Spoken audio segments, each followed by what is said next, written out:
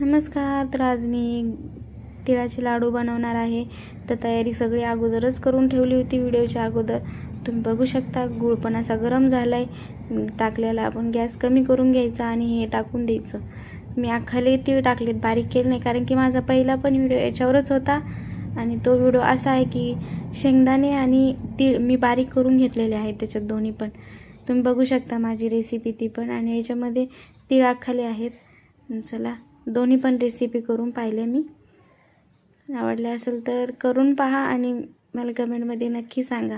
आणि आपण हे जे आता गरम गरम तीळ टाकले ना पाकामध्ये, ते गरम गरमच आपल्याला असे घट्ट हाताने असे गोल गोल करून हे करायचे घट्ट. मग ते जेणेकरून गरम गरम कडक होणार नाही, मग कडक झाल्यावर आपल्याला लाडू करता येत नाही.